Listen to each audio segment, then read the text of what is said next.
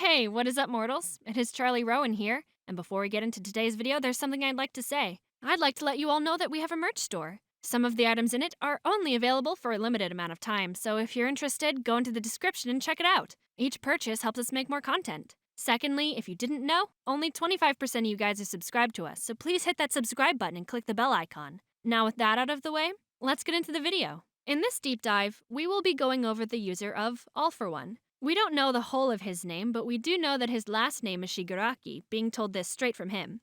Shigaraki was born over 100 plus years ago. We don't know how old, but he's still surviving because of some sort of longevity quirk he picked up sometime. What we do know is All for One was born around when quirks started to emerge and decided to capitalize on the power he got, creating a criminal empire. Using his quirk, All for One, which he names himself after to control Japan by, getting favors for giving or taking people's quirks and other deeds. His brother, who he wanted to work with, didn't agree with how he used his quirk trying to stop him, but unable to because of his lack of power. After this, All for One continued to grow his power and influence. It's unclear when he became aware of One for All's existence, but when he did, All for One wanted to kill the quirk by killing the user before they could pass it on. Also, we recently learned that these users weren't the strongest people. They were meant to be people to help increase the power of the quirk. The reason for this is because those who were strong had already been taken down by All for One. But we do know he eventually came to battle with the sixth user of One for All, Nana Shimura. Nana and All for One fought, leading to her demise. Although, Toshinori Yagi, the new user of One for All,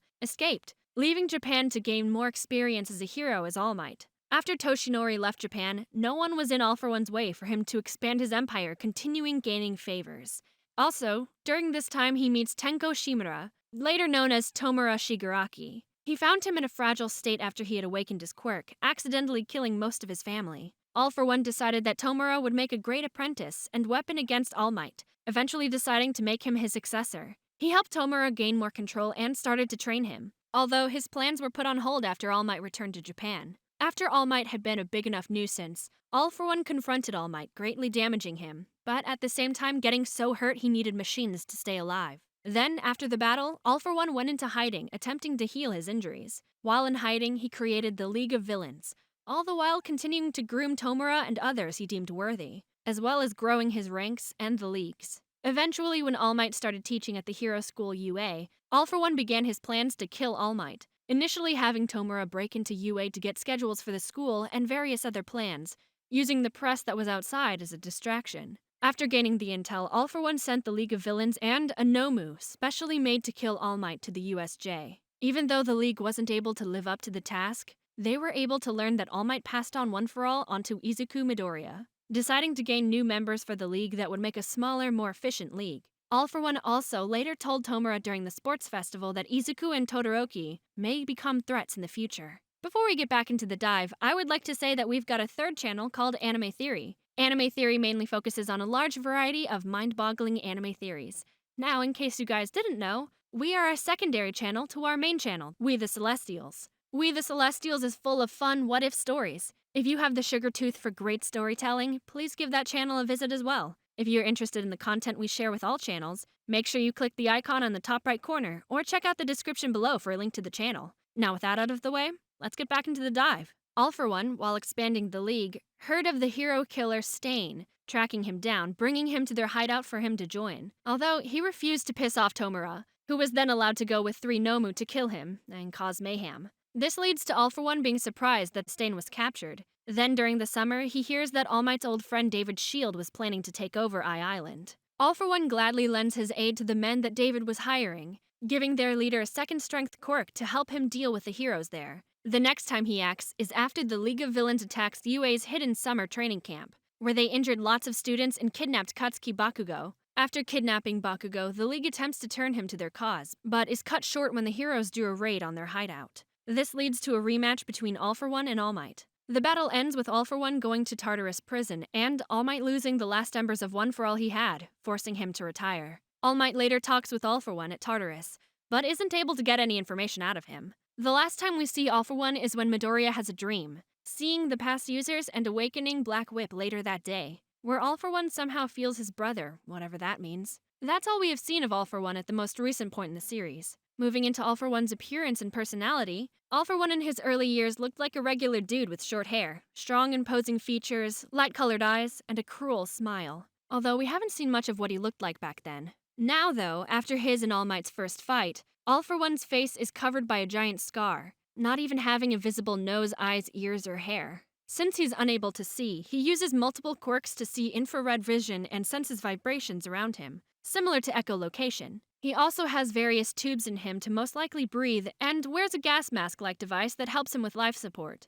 All For One is a psychopath. Although he helped people, it was done with ulterior motives. If getting in his way, he would get rid of all people, all the while keeping his calm, confident demeanor. All For One is also obsessed with his power, wanting to gain more, even though he already has so much immense power. All For One doesn't have a set amount of abilities, since he could always take someone else's quirk. Although we will go over what we have seen him have and use, all while listing what quirks he currently has or doesn't have. Starting with the quirk he names himself after, All For One, which allows him to take and give quirks to others. It also allows him to handle more quirks than a regular person. All For One seems to have some sort of strength quirk that allows him to keep up with All Might's immense strength. All For One also has the typical powers of a super person's speed, durability, and enhanced senses like previously stated. He also has a genius intellect. This could be because of his vast experience or a quirk, but that is just speculation. Although, with this intelligence, All For One can quickly learn how to use quirks he just recently gained, and how to combine them with other quirks for battle. All For One also uses his smarts to think of the best ways to manipulate and plan for multiple occasions. For example, when fighting All Might, he targeted trapped civilians, keeping All Might in place, and, after, partially broke him mentally by telling him that his master's grandson was his successor. Quirks he has that we know of and their capabilities start with Search, initially owned by the hero Ragdoll, where the user can observe up to 100 people's locations and weak points. Then there is Warping, where the user can produce a black liquid that can teleport people who the user is close to and from their location. Air Cannon lets the user release an immense amount of air at someone. Side note, Air Cannon can get stronger with a combination of other quirks. Spring-like limbs lets the user enhance their muscles to increase the user's strength, or any other quirks like Air Cannon, for example. An unnamed power All For One has enables him to seemingly increase the user's kinetic energy. Also, All For One supposedly has 4 copies of this quirk. Then there's Forced Quirk Activation, where the user transforms their fingers into spike-like objects, and once piercing a target, they will use their quirk. There are also slightly offensive capabilities for this quirk, but it isn't as formidable as others One For All has. The quirk Impact Recoil allows the user to completely reflect an impact at the attacker, and Airwalk allows All For One to somewhat fly. All For One also has a quirk that lets him live longer. He also has a quirk that seemingly multiplies the number of arms he has. Hypertrophy enlarges the user's arm. Rivets generates rivet-like growths on the user's arm. All For One also has spear-like bones, but we can only guess as to what it does. It has been speculated to generate a drill-like bone structure on the user's arm. All For One has also passed on quirks to others. We will just give a general listing of what those quirks are called. Those being Power Stockpiling, Muscle Augmentation, Absorption and Release, Tongue Web, Pterodactyl, Tool Arms, Shock Absorption, and Super Regeneration. All For One also has 2 known super moves. The first being Enhanced Air Cannon, where he combines Air Cannon, Spring Limbs, 4 Kinetic Booster quirks, and 3 Strength Enhancer quirks, all to create a huge blast of air that can flatten entire buildings in less than a second, over a significant distance.